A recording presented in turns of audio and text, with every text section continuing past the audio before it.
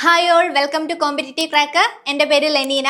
അപ്പോൾ നമ്മളിത് ഡിസ്കസ് ചെയ്യാൻ പോകുന്നത് ഡിഗ്രി പ്രിലിംസിന് ചോദിച്ചിട്ടുള്ള 2025 ഡിഗ്രി പ്രിലിംസിൽ ചോദിച്ചിട്ടുള്ള സയൻസ് വിഭാഗത്തിൽ നിന്നുള്ള ക്വസ്റ്റ്യൻസ് ആണ്. അപ്പോൾ സയൻസ് എന്ന് പറയുമ്പോൾ സയൻസ് ആൻഡ് ടെക്നോളജിയാണ് ഡിഗ്രി പ്രിലിംസിൽ സിലബസിൽ വരുന്നത്. അപ്പോൾ സാധാരണ 5 ക്വസ്റ്റ്യൻസ് ഒക്കെയാണ് വരാറ്. അതിൽ 5ൽ 3 ക്വസ്റ്റ്യൻ സയൻസ് അല്ലെങ്കിൽ 2 ക്വസ്റ്റ്യൻ ടെക്നോളജി, അത് നമുക്ക് പ്രഡിക്റ്റ് ചെയ്യാൻ പറ്റില്ല, ഏത് രീതിയിലും ചോദിക്കാം. അപ്പോൾ അങ്ങനെ 5 ക്വസ്റ്റ്യൻസിൽ ഒരു ക്വസ്റ്റ്യൻ എടുത്തിട്ട് ആ ക്വസ്റ്റ്യനും അതിന്റെ റിലേറ്റഡ് ഫാക്ട്സും ആണ് നമ്മൾ ഡിസ്കസ് ചെയ്യാൻ പോകുന്നത്. ഏത് ലെവലിൽ ക്വസ്റ്റ്യൻ വരാം, ഏതൊക്കെ രീതിയിൽ ഡിഗ്രി പ്രിലിംസിന് സയൻസിൽ നിന്നും ക്വസ്റ്റ്യൻ ചോദിക്കാം എന്ന് നമുക്കൊന്ന് പരിചയപ്പെടാം. അപ്പൊ ക്വസ്റ്റ്യൻ എന്ന് പറയുന്നത് IUPAC രസതന്ത്രത്തിലെ മികച്ച 10 സാങ്കേതിക വിദ്യകൾ 2024 പ്രഖ്യാപനത്തെ അടിസ്ഥാനമാക്കി ശരിയായ ഗ്രൂപ്പിംഗുകൾ തിരിച്ചറിയുക. അപ്പൊ IUPAC അനുസരിച്ചിട്ട് IUPAC മികച്ച 10 സാങ്കേതിക വിദ്യകൾ, കെമിസ്ട്രി റിലേറ്റഡ് മികച്ച 10 സാങ്കേതിക വിദ്യകൾ എല്ലാ വർഷവും അവരുടെ വെബ്സൈറ്റിൽ അപ്ഡേറ്റ് ചെയ്യും. അതിൽ ഏതാണ് 2024 മികച്ച സാങ്കേതിക വിദ്യ എന്നാണ് ക്വസ്റ്റ്യൻ. അപ്പോൾ ഓപ്ഷൻ എ ആണ് correct answer. Active adsorption, aptamers, MXenes, triboelectric nanogenerators. അപ്പൊ ഇതാണ് ആൻസർ ആയിട്ട് വരുന്നത്. ഓപ്ഷൻ എ ആണ്. അപ്പൊ 2024 കഴിഞ്ഞ വർഷം ചോദിച്ച ക്വസ്റ്റ്യൻ. അപ്പൊ നമുക്കിനി നെക്സ്റ്റ് എക്സാമിലേക്ക് പഠിക്കുന്ന സമയത്ത് 2025 മികച്ച സാങ്കേതിക വിദ്യകൾ ഏതൊക്കെയാണെന്ന് നോക്കണം. അപ്പൊ അതിന്റെ മുന്നേ ഫസ്റ്റ് എന്താണ് IUPAC എന്ന് നോക്കാം. IUPACനെ കുറിച്ച് കുറച്ച് ജനറൽ ഇൻഫർമേഷൻസ് നോക്കാം. IUPACയുടെ പൂർണ്ണ രൂപം international union of pure and applied chemistry ആണ്. International union of pure and applied chemistry. ഇത് രൂപീകരിച്ചത് 1919 1919 രൂപീകരിച്ച ഒരു യൂണിയൻ ആണ് IUPAC എന്ന് പറയുന്നത്. ഇനി ആസ്ഥാനം research triangle park, North Carolina, America. ഇപ്പൊ USA അല്ലെങ്കിൽ അമേരിക്കയിലെ നോർത്ത് കരോലിനയിലുള്ള റിസർച്ച് ട്രയാങ്കിൾ പാർക്കാണ് ഇതിന്റെ ആസ്ഥാനമായിട്ട് വരുന്നത്. ഇത് രജിസ്റ്റർ ചെയ്തിരിക്കുന്നത് സ്വിറ്റ്സർലാൻഡിലെ സൂറിച്ചിലാണ്. അപ്പൊ IUPAC രജിസ്ട്രേഷൻ നടന്നിരിക്കുന്നത് സ്വിറ്റ്സർലാൻഡിലെ സൂറിച്ചിലാണ്. ഇനി ഇതിന്റെ പ്രധാന ലക്ഷ്യം എന്ന് പറയുന്നത് IUPAC നമുക്കറിയാം പ്യുവർ ആൻഡ് അപ്ലൈഡ് കെമിസ്ട്രി ആണ്. അപ്പൊ കെമിസ്ട്രി റിലേറ്റഡ് ആണ് അല്ലെ. ഇതിന്റെ പ്രധാന ലക്ഷ്യം രസതന്ത്രത്തിലെ പദങ്ങൾ, മൂലകങ്ങളുടെ പേര്, അളവുകൾ, ചിഹ്നങ്ങൾ എന്നിവയിൽ അന്താരാഷ്ട്ര നിലവാരം ഉറപ്പാക്കുക. അപ്പൊ പുതുതായിട്ട് മൂലകങ്ങൾ കണ്ടുപിടിച്ചാലോ അല്ലെങ്കിൽ അതിന്റെ മൂലകത്തിന്റെ ചിഹ്നം ഏത് കൊടുക്കണം അല്ലെങ്കിൽ അതിന് ഏത് പേര് കൊടുക്കണം, അങ്ങനെയുള്ള കാര്യങ്ങളൊക്കെ നിർണയിക്കുന്നത്, അന്താരാഷ്ട്ര നിലവാരം ഉറപ്പാക്കി അതിന് കൃത്യമായ പേരൊക്കെ കൊടുക്കുന്നത് ആരാണ്? IUPAC ആണ്. അപ്പൊ നമുക്ക് നോക്കാം പ്രധാന പ്രവർത്തനങ്ങൾ എന്ന് പറയുന്നത്. ഫസ്റ്റ് വൺ നാമകരണമാണ്, നോമൻക്ലേച്ചർ. ഇപ്പൊ നോമൻക്ലേച്ചർ എന്ന് പറയുമ്പോൾ ഓർഗാനിക് സംയുക്തങ്ങളുണ്ട്, ഇനോർഗാനിക് സംയുക്തങ്ങളുണ്ട് അല്ലെ കെമിസ്ട്രിയിൽ. അപ്പൊ ഓർഗാനിക് ആൻഡ് ഇനോർഗാനിക് കോമ്പൗണ്ട്സിന് നാമകരണം ചെയ്യുക. സംയുക്തങ്ങൾക്ക് ലോകമെമ്പാടും അംഗീകരിക്കപ്പെട്ട പേര് നൽകുന്നു. അതാണ് ഒന്നാമത്തെ അതിന്റെ പ്രവർത്തനം. ഇനി മെയിൻ ആയിട്ടുള്ള രണ്ടാമത്തെ പ്രവർത്തനം പുതിയ മൂലകങ്ങൾ, പീരിയോഡിക് ടേബിളിലെ പുതുതായി കണ്ടെത്തുന്ന മൂലകങ്ങൾക്ക് പേരും ചിഹ്നവും നൽകാനുള്ള ഔദ്യോഗിക അധികാരം IUPACക്കാണ്. ഇപ്പൊ പുതുതായി കണ്ടുപിടിക്കുന്ന മൂലകങ്ങൾക്ക് പേര് നൽകുക, ചിഹ്നം നൽകുക. ഇനി അടുത്തത് അറ്റോമിക് വെയിറ്റ്. ഇപ്പൊ മൂലകങ്ങൾക്കൊക്കെ അറ്റോമിക് വെയിറ്റ്, അറ്റോമിക് മാസ് ഉണ്ടെന്ന് നമുക്കറിയാം. ഓരോ മൂലകത്തിനും ഓരോ ആറ്റത്തിനും മാസ് ഉണ്ട് അല്ലെ. അപ്പൊ ഈ മാസ് കണക്കാക്കുന്നത്, ഒരു ഇന്റർനാഷണൽ സ്റ്റാൻഡേർഡിൽ മാസ് കണക്കാക്കുന്നത് IUPAC ആണ്. അപ്പൊ ഇത്രയാണ് ഇതിന്റെ പ്രധാന പ്രവർത്തനങ്ങൾ എന്ന് പറയുന്നത്. അടുത്തതായിട്ട് IUPAC നിർണയിച്ചിട്ടുള്ള പ്രധാന യൂണിറ്റുകളുണ്ട്, അളവുകളും അവയുടെ യൂണിറ്റുകളും നമുക്കൊന്ന് പരിചയപ്പെടാം. ഇപ്പൊ ഭൗതിക അളവ് അല്ലെങ്കിൽ ക്വാണ്ടിറ്റി എന്ന് പറയുന്നത് നീളത്തിന്റെ unit SI unit, system international unit എന്ന് പറയും. ഈ ഒരു യൂണിറ്റ് കണക്കാക്കിയിരിക്കുന്നത് ആരാണ്? IUPAC ആണ്. അപ്പൊ SI യൂണിറ്റ് എന്ന് പറയുന്നത് നീളത്തിന്റെ മീറ്റർ ആണ്. ചിഹ്നം M എന്ന് നമുക്ക് സൂചിപ്പിക്കാം. അപ്പൊ നീളം മീറ്റർ ആണ്. നെക്സ്റ്റ് പിണ്ഡം അല്ലെങ്കിൽ മാസിന്റെ യൂണിറ്റ് കിലോഗ്രാം ആണ്. SI യൂണിറ്റ് കിലോഗ്രാം ആണ്. നമുക്കറിയാം മാസ് ഗ്രാമിലും കിലോഗ്രാമിലും ഒക്കെ നമുക്ക് പറയാൻ പറ്റും. പക്ഷെ SI യൂണിറ്റ് ആയിട്ട്, ഒരു സിസ്റ്റം ഇന്റർനാഷണൽ യൂണിറ്റ് ആയിട്ട് കണക്കാക്കിയിരിക്കുന്നത് കിലോഗ്രാം ആണ്. kg ആണ് സിമ്പൽ. നെക്സ്റ്റ് സമയത്തിന്റെ SI യൂണിറ്റ് സെക്കൻഡ് ആണ്. മിനിറ്റും ഹവറൊക്കെ ഉണ്ട് നമുക്കറിയാം. പക്ഷേ സമയത്തിന്റെ SI യൂണിറ്റ് എന്താണ്? സെക്കൻഡ് ആണ്, സെക്കൻഡ്. ഇനി താപനില, ടെമ്പറേച്ചറിന്റെ SI യൂണിറ്റ് എന്താണ്? കെൽവിൻ ആണ്. ഡിഗ്രി സെൽഷ്യസ് അല്ല, കെൽവിൻ ആണ്. അപ്പൊ ടെമ്പറേച്ചറിന്റെ SI യൂണിറ്റ് കെൽവിൻ ആണ്. വൈദ്യുത പ്രവാഹം, ഇലക്ട്രിക് കറണ്ടിന്റെ SI യൂണിറ്റ് ആംബിയർ, A ആണ് സൂചിപ്പിക്കുന്നത്. ആംബിയർ ആണ് ഇലക്ട്രിക് കറണ്ടിന്റെ SI യൂണിറ്റ്.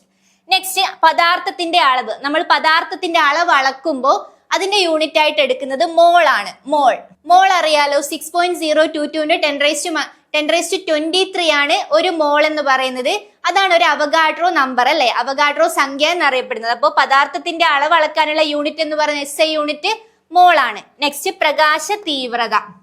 പ്രകാശ തീവ്രത എന്ന് പറയുമ്പോൾ ലൂമിനസ് ഇന്റൻസിറ്റി ആണ്. ഇപ്പൊ ലൂമിനസ് ഇന്റൻസിറ്റി അല്ലെങ്കിൽ പ്രകാശ തീവ്രത അളക്കാനുള്ള SI യൂണിറ്റ് കാൻഡലയാണ്. കാൻഡല CD എന്ന് സൂചിപ്പിക്കാം. കാൻഡല. ഇത്രയാണ് IUPAC നൽകിയിരിക്കുന്ന അളവുകളും അതിന്റെ യൂണിറ്റുകളും നമ്മൾ കോമൺലി പഠിക്കേണ്ടത്. ഈ ഒരു 7 യൂണിറ്റുകൾ നിർബന്ധമായിട്ടും പഠിച്ചു വെക്കുക. അപ്പൊ നമുക്ക് ക്വസ്റ്റ്യനിലേക്ക് പോവാം. 2024 എമർജിംഗ് ടെക്നോളജീസ് ഏതൊക്കെയാണെന്നായിരുന്നു ക്വസ്റ്റ്യൻ. അപ്പൊ ഇനി നമ്മൾ അടുത്ത എക്സാമിനേക്ക് പ്രിപ്പയർ ചെയ്യുമ്പോൾ 2025 എമർജിംഗ് ടെക്നോളജീസ് ഏതൊക്കെയെന്ന് പഠിച്ചിരിക്കണം. അപ്പൊ IUPACന്റെ വെബ്സൈറ്റ് ആണ് കൊടുത്തിരിക്കുന്നത്. നമുക്ക് IUPAC ഗൂഗിൾ സെർച്ച് ചെയ്യുന്ന സമയത്ത് ഈ ഒരു വെബ്സൈറ്റിലാണ് നമുക്ക് ലോഗിൻ ചെയ്യാൻ പറ്റുക. അപ്പൊ ആ ഒരു വെബ്സൈറ്റ് എടുത്ത് നോക്കിയാൽ അതിൽ ഫസ്റ്റ് തന്നെ ദ 2025 ഫൈനൽ ISAR എന്ന് പറഞ്ഞു കൊടുത്തിട്ടുണ്ട്. അപ്പൊ 2025 എമർജിംഗ് ടെക്നോളജീസ് ആണ് കൊടുത്തിട്ടുള്ളത്. ഏതൊക്കെയാണ്? ഫസ്റ്റ് അഡിക്റ്റീവ് manufacturing, carbon dots, direct air capture, electrochemical carbon capture and conversion, multimodal foundation models for structure elucidation, nanochain biosensors, single atom catalysis, synthetic cells, thermogelling polymers, xolography. ഇത്രയാണ് 2025 emerging ടെക്നോളജീസിൽ കൊടുത്തിട്ടുള്ളത്. അപ്പൊ നിലവിൽ പുതുതായിട്ട് കണ്ടുപിടിക്കുന്ന ടെക്നോളജീസിൽ ഏറ്റവും മുന്നിൽ നിൽക്കുന്നതാണ് ഈ കൊടുത്തിട്ടുള്ളത്. അപ്പൊ ഇത് ഓരോന്നും എന്താണ് നമുക്ക് ഡീറ്റെയിൽ ആയിട്ട് നോക്കാം. അപ്പൊ ഫസ്റ്റ് എന്താണ്? അഡിക്റ്റീവ് നിർമ്മാണം അല്ലെങ്കിൽ അഡിക്റ്റീവ് മാനുഫാക്ചർ ആണ് നോക്കുന്നത്. അപ്പൊ ഫസ്റ്റ് ടെക്നോളജിയാണ് അഡിക്റ്റീവ് മാനുഫാക്ചർ. അഡിക്റ്റീവ് മാനുഫാക്ചർ എന്ന് പറയുമ്പോൾ 3D പ്രിന്റിംഗ് സാങ്കേതിക വിദ്യ ഉപയോഗിച്ച് സങ്കീർണമായ വസ്തുക്കൾ നിർമ്മിക്കുന്ന രീതിയാണ് അഡിക്റ്റീവ് മാനുഫാക്ചർ. ഇപ്പൊ കമ്പ്യൂട്ടറിൽ തയ്യാറാക്കിയ ഒരു 3D ഡിസൈൻ ഉപയോഗിച്ച് പ്ലാസ്റ്റിക്കോ ലോഹമോ മറ്റ് പദാർത്ഥങ്ങളോ പാളികളായി വിന്യസിച്ച് സങ്കീർണമായ രൂപങ്ങൾ ഉണ്ടാക്കുന്നു. ഇതാണ് അഡിക്റ്റീവ് മാനുഫാക്ചർ. അപ്പൊ അഡിക്റ്റീവ് മാനുഫാക്ചർ എന്ന് പറയുന്നത് എന്താണ്? 3D പ്രിന്റിംഗ് സാങ്കേതിക വിദ്യയാണ്. 3D printing. അപ്പൊ നമുക്കറിയാം പ്രിന്റിംഗ് എന്ന് പറയുമ്പോൾ ഒരു വലിയ ബ്ലോക്ക് ഉണ്ടാക്കി അതിൽ നിന്ന് നമുക്ക് ആവശ്യത്തിന് ചെത്തിയെടുക്കാം. ആ ഒരു കൺസെപ്റ്റ് ഓർത്ത് വെക്കാം. അങ്ങനെയാണ് സാധാരണ പ്രിന്റിംഗ് എന്ന് അല്ലെങ്കിൽ ഒരു വസ്തു ഉണ്ടാക്കുമ്പോൾ നമ്മൾ ചെയ്യുന്നത്. പക്ഷെ ഇവിടെ എന്താണ്? ഇവിടെ ആ ഒരു ഉപയോഗം കുറക്കാൻ വേണ്ടിയിട്ട് നമ്മൾ എടുക്കുന്ന സബ്സ്റ്റൻസിന്റെ എമൗണ്ട് കൃത്യമായിട്ട് യൂസ് ചെയ്യാൻ വേണ്ടിയിട്ട് എന്താ ചെയ്യുന്നത്? ഫസ്റ്റ് ഒരു മോഡൽ ഉണ്ടാക്കും. അതിനനുസരിച്ചിട്ട് അതിന് വേണ്ട സബ്സ്റ്റൻസ് ഇങ്ങനെ മോളിക്യൂളോ എന്താണെന്ന് വെച്ചാൽ അതിങ്ങനെ ലെയർ ആയിട്ട് നമുക്ക് ആവശ്യത്തിനനുസരിച്ച് ഉണ്ടാക്കിയെടുക്കുന്നതാണ് എന്ത്? 3D പ്രിന്റിംഗ് എന്ന് പറയുന്നത്. അപ്പൊ അതാണ് അഡിക്റ്റീവ് മാനുഫാക്ചറിങ് എന്ന് പറയുന്ന കൺസെപ്റ്റ്. അപ്പൊ ഗുണങ്ങളായിട്ട് പറയുന്നത് അസംസ്കൃത വസ്തുക്കളുടെ പാഴാക്കൽ കുറയ്ക്കുന്നു. അപ്പൊ നമുക്കറിയാം ഇങ്ങനെ ചെയ്യുമ്പോൾ അസംസ്കൃത വസ്തുക്കളുടെ പാഴാക്കൽ കുറയും. സാധാരണ മെഷീനുകൾ കൊണ്ട് നിർമ്മിക്കാൻ പ്രയാസമുള്ള സങ്കീർണമായ ഡിസൈനുകൾ എളുപ്പത്തിൽ നിർമ്മിക്കാം. അപ്പൊ വളരെ സങ്കീർണമായ ഡിസൈൻസ് ഒക്കെ 3D പ്രിന്റിംഗ് വഴി നമുക്ക് എളുപ്പത്തിൽ നിർമ്മിക്കാൻ പറ്റും. ഭാരം കുറഞ്ഞതും എന്നാൽ കരുത്തുള്ളതുമായ ഭാഗങ്ങൾ നിർമ്മിക്കാൻ സാധിക്കും. ഓക്കെ, ഇനി അടുത്തത് ഉപയോഗങ്ങളായിട്ട് വിമാനത്തിന്റെ ഭാഗങ്ങൾ, കൃത്രിമ അവയവങ്ങൾ, ആഭരണങ്ങൾ എന്നിവ നിർമ്മിക്കാൻ ഇത് ഉപയോഗിക്കുന്നു. അപ്പൊ അഡിറ്റീവ് മാനുഫാക്ചറിങ് ഉപയോഗിച്ചിട്ട് നമുക്ക് ഇതൊക്കെ ഈ ഒരു വിമാനത്തിന്റെ ഭാഗങ്ങളും കൃത്രിമ അവയവങ്ങളും ഒക്കെ നിർമ്മിക്കാൻ കൂടുതൽ എളുപ്പമാവും. കൂടുതൽ അസംസ്കൃത വസ്തുക്കളുടെ പാഴാക്കൽ കുറയ്ക്കാതെ തന്നെ നമുക്ക് എളുപ്പത്തിൽ ഉണ്ടാക്കാൻ പറ്റും. അതാണ് ഇതിന്റെ ഒരു മെറിറ്റ് എന്ന് പറയുന്നത്. ഓക്കെ, ഇനി അടുത്തതായിട്ട് നെക്സ്റ്റ് ടെക്നോളജിയാണ് കാർബൺ ഡോട്ട്സ്. അപ്പൊ കാർബൺ ഡോട്ട്സ് എന്ന് പറയുന്നത് നാനോ ടെക്നോളജി റിലേറ്റ് ചെയ്തിട്ടാണ്. നമുക്ക് നാനോ പാർട്ടിക്കിൾസ് അറിയാലേ. 10⁻⁹ ആണ് നാനോമീറ്റർ എന്ന് പറയുന്നത്. 10⁻⁹ മീറ്ററിനെയാണ് 1 നാനോമീറ്റർ എന്ന് പറയാം. അപ്പൊ 10⁻⁹. അപ്പൊ അത്രയും സ്മോളസ്റ്റ് പാർട്ടിക്കിൾസിനെ കുറിച്ചുള്ള സ്റ്റഡിയാണ് നാനോ കെമിസ്ട്രി. നമുക്കറിയാം ആറ്റംസും മോളിക്യൂൾസും ഒക്കെ നമ്മൾ നാനോമീറ്ററിലാണ് അതിന്റെ സൈസ് ഒക്കെ പറയുന്നത്. അപ്പൊ സ്മോളസ്റ്റ് പാർട്ടിക്കിൾസ്, അത്രയും ചെറിയ കണികകളെ കുറിച്ചുള്ള സ്റ്റഡിയാണ് നാനോ കെമിസ്ട്രി. ഇപ്പൊ കാർബൺ ഡോട്ട്സ് എന്ന് പറയുന്നത് നാനോ ടെക്നോളജിയിൽ ഉപയോഗിക്കുന്ന പ്രകാശിക്കുന്ന കാർബൺ കണികകളാണ്. ഇപ്പൊ നാനോ ടെക്നോളജിയിൽ ഉപയോഗിക്കുന്ന പ്രകാശിക്കുന്ന കാർബൺ കണികകളാണ് കാർബൺ ഡോട്ട്സ്. അപ്പൊ ഈ കാർബൺ കണികകളുടെ സൈസ് എന്ന് പറയുന്നത് നാനോമീറ്റർ സൈസിലായിരിക്കും. അത്രയും സ്മോളസ്റ്റ് സൈസുള്ള കണികകളെ കുറിച്ച് പഠിക്കുന്നതാണ് എന്ത്? കാർബൺ ഡോട്ട്സ്, കാർബണിന്റെ കണികകൾ. ഇനി പ്രത്യേകത, ഇവയ്ക്ക് ഫ്ലൂറസെൻസ് എന്ന ഗുണമുണ്ട്. അപ്പൊ കാർബൺ ഡോട്ട്സിന്റെ പ്രത്യേകത എന്താണ്? ഈ കണികകൾക്ക് ഫ്ലൂറസെൻസ് ഗുണമുണ്ട്. ഫ്ലൂറസെൻസ് എന്ന് പറയുമ്പോൾ പ്രകാശം പതിക്കുമ്പോൾ അവ തിളങ്ങുന്ന നിറങ്ങൾ പുറത്തുവിടുന്നു. അപ്പൊ ഫ്ലൂറസെന്റ് പ്രോപ്പർട്ടി ഒരു സബ്സ്റ്റൻസിന് ഉണ്ടെന്ന് വെച്ചാൽ പ്രകാശം പതിക്കുന്ന സമയത്ത് അവ തിളങ്ങുന്ന നിറങ്ങൾ പുറത്തേക്ക് വിടും. ഇനി ഗുണങ്ങൾ എന്തൊക്കെയാണ്? കാർബൺ ഡോട്ട്സിന്റെ ഗുണങ്ങൾ മറ്റു പല നാനോ കണികകളെയും അപേക്ഷിച്ച് ഇവ വിഷാംശം കുറഞ്ഞവയാണ്. ഇപ്പൊ നമുക്കറിയാം പല നാനോ പാർട്ടിക്കിൾസ്, ഇപ്പൊ നിലവിലെ നാനോ കെമിസ്ട്രി എന്ന് പറഞ്ഞ വലിയൊരു ബ്രാഞ്ച് തന്നെ ഉണ്ട്.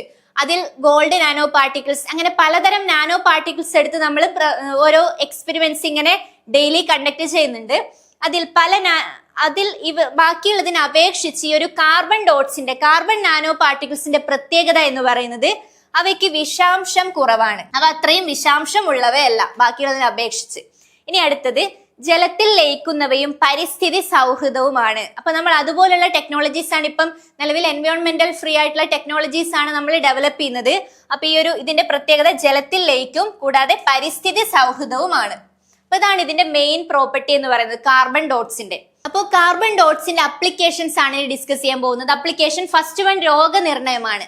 നമുക്ക് ശരീരത്തിനുള്ളിലെ കോശങ്ങളെ നിരീക്ഷിക്കാൻ ബയോ ഇമേജിംഗ് ഇവ ഉപയോഗിക്കുന്നു. കോശങ്ങളെ നിരീക്ഷിക്കുക എന്ന് പറയുന്നത് ബയോ ഇമേജിംഗ് ആണ്. ഈ കാർബൺ നാനോ പാർട്ടിക്കിൾസ് ശരീരത്തിനുള്ളിലേക്ക് കടന്നിട്ട് ആ ഉള്ളിലുള്ള ഇമേജ് നമുക്ക് കിട്ടും. എവിടെയാണോ അസുഖം ആ അസുഖം ഡിറ്റക്ട് ചെയ്യാൻ നമുക്ക് പറ്റും. അതാണ് ബയോ ഇമേജിംഗ് എന്ന് പറയുന്നത്. നെക്സ്റ്റ് വൺ ഔഷധ വിതരണം.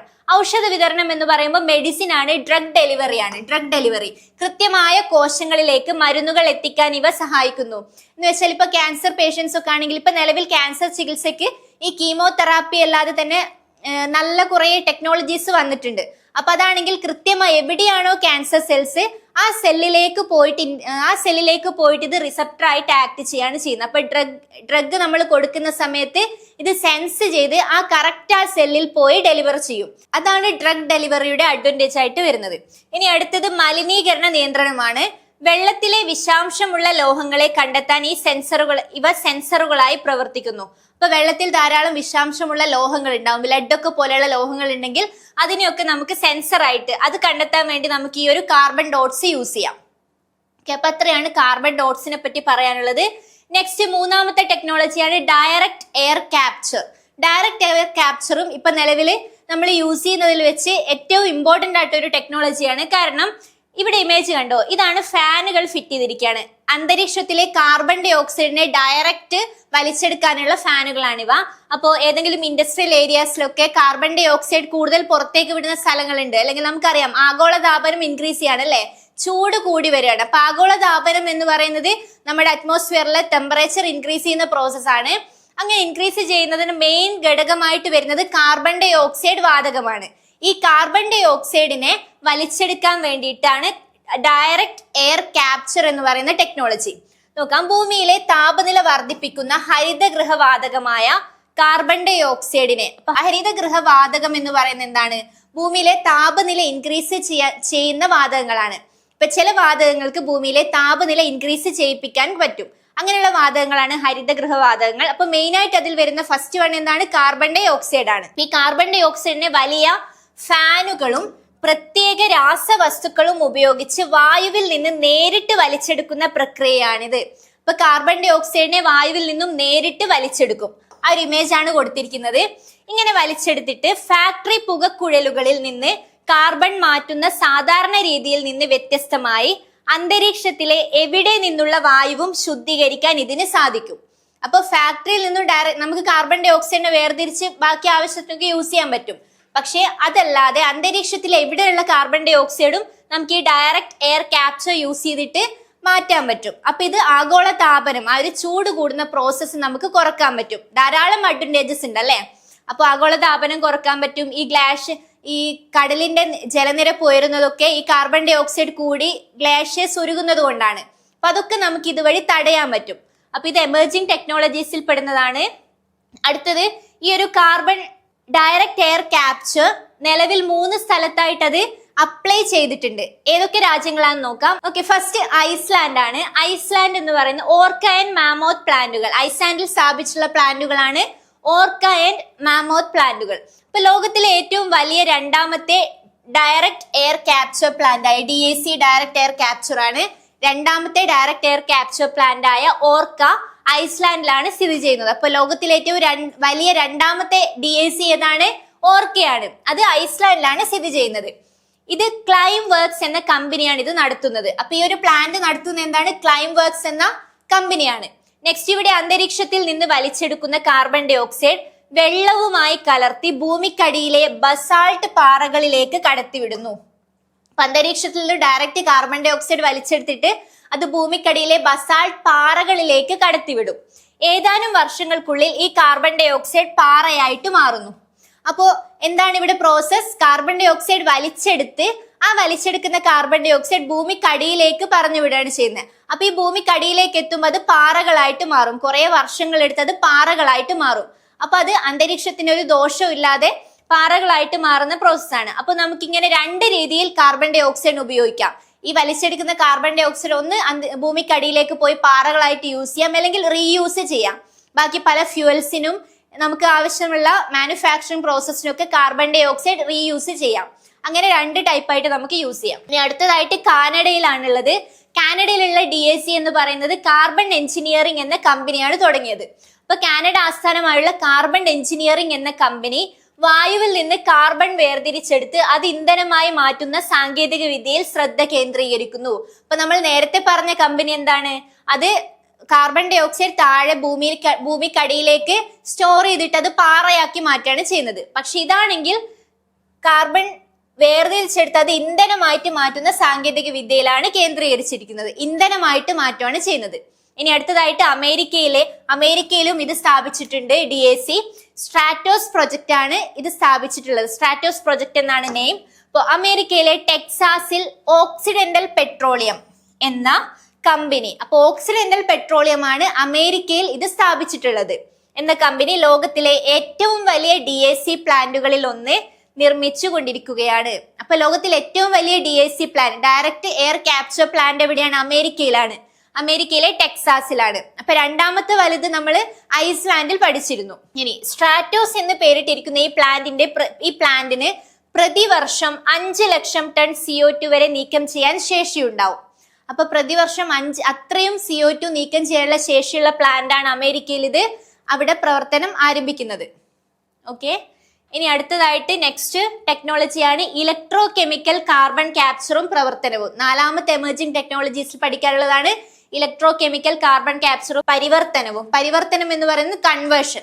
അപ്പോൾ വൈദ്യുതി ഉപയോഗിച്ച് വായുവിലെ കാർബൺ ഡൈ ഓക്സൈഡിനെ പിടിച്ചെടുക്കുകയും അതേസമയം തന്നെ അതിനെ ഉപയോഗപ്രദമായ മറ്റ് രാസവസ്തുക്കളാക്കി മാറ്റുകയും ചെയ്യുന്ന പ്രക്രിയയാണിത്.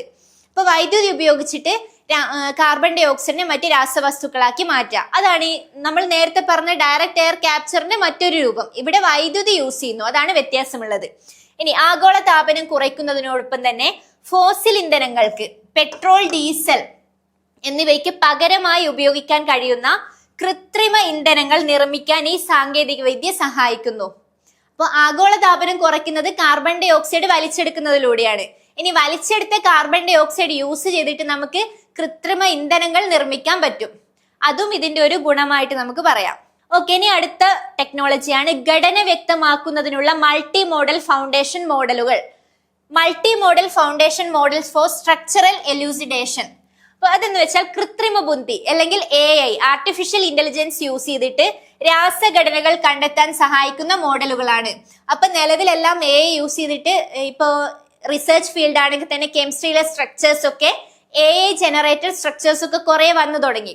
അപ്പൊ രാസഘടനകൾ കൃത്രിമ ബുദ്ധി AI യൂസ് ചെയ്തിട്ട് കണ്ടെത്താൻ സഹായിക്കുന്നതിന് നമുക്ക് multimodal foundation models for structural elucidation എന്ന് പറയാം.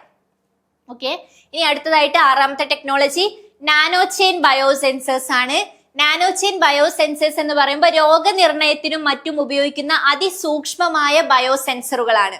അപ്പൊ ബയോസെൻസേഴ്സ് രോഗനിർണയത്തിന് യൂസ് ചെയ്യാം. നേരത്തെ നമ്മൾ ഡിസ്കസ് ചെയ്തായിരുന്നു. Next single atom catalyst. ഒരു കാറ്റലിസ്റ്റ് എന്താണെന്നറിയാലോ? ഒരു റിയാക്ഷൻ നടക്കുമ്പോൾ അതിന്റെ സ്പീഡ് കൂട്ടാൻ വേണ്ടി യൂസ് ചെയ്യുന്നതാണ് കാറ്റലിസ്റ്റ്. ഇപ്പൊ സിംഗിൾ ആറ്റം കാറ്റലിസ്റ്റ് എന്ന് പറയുമ്പോൾ രാസപ്രവർത്തനങ്ങളുടെ വേഗത കൂട്ടാൻ ഒറ്റ ആറ്റങ്ങൾ ഉപയോഗിക്കുന്ന രീതി. ഇപ്പൊ ഒരാറ്റം മാത്രം യൂസ് ചെയ്തിട്ട് വേഗത കൂട്ടാൻ, രാസപ്രവർത്തനങ്ങളുടെ വേഗത കൂട്ടാൻ യൂസ് ചെയ്യുന്ന രീതിയാണ് സിംഗിൾ ആറ്റം കറ്റാലിസിസ് എന്ന് പറയുന്നത്. കറ്റാലിസിസ്. ഓക്കെ, ഇനി അടുത്തത് സിന്തറ്റിക് സെൽസ് ആണ്. സിന്തറ്റിക് സെൽസ് എന്ന് പറയുന്നത് ലബോറട്ടറികളിൽ കൃത്രിമമായി നിർമ്മിച്ചെടുക്കുന്ന കോശങ്ങളാണ്.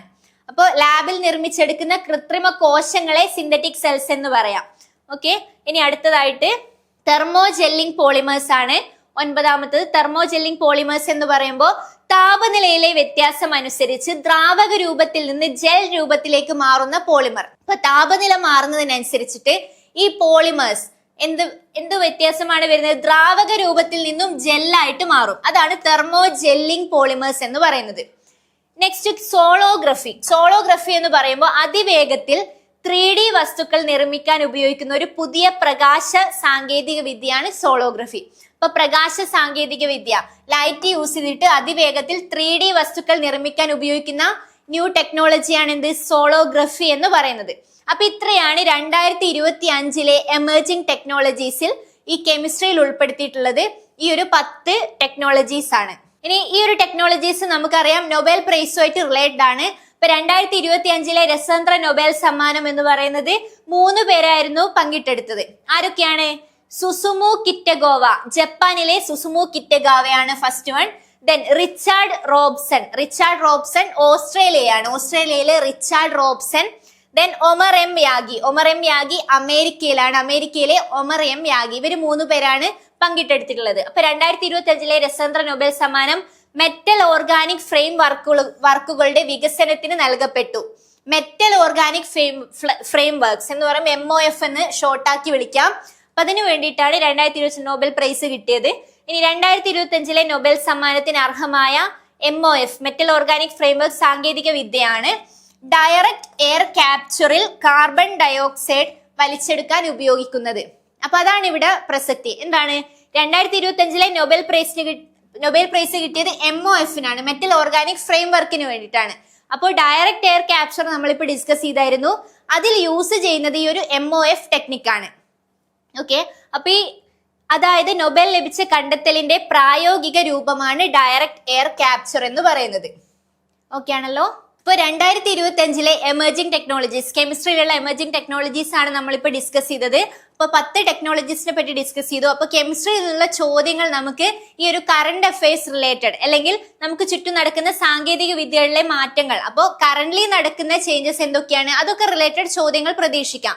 അപ്പൊ ഇതുപോലുള്ള ക്വസ്റ്റ്യൻസ് പ്രീവിയസ് ഇയർ ചോദിച്ചിട്ടുള്ളത്, അതേപോലെ തന്നെ പീരിയോഡിക് ടേബിളിലെ ക്വസ്റ്റ്യൻസ് വന്നിട്ടുണ്ട്.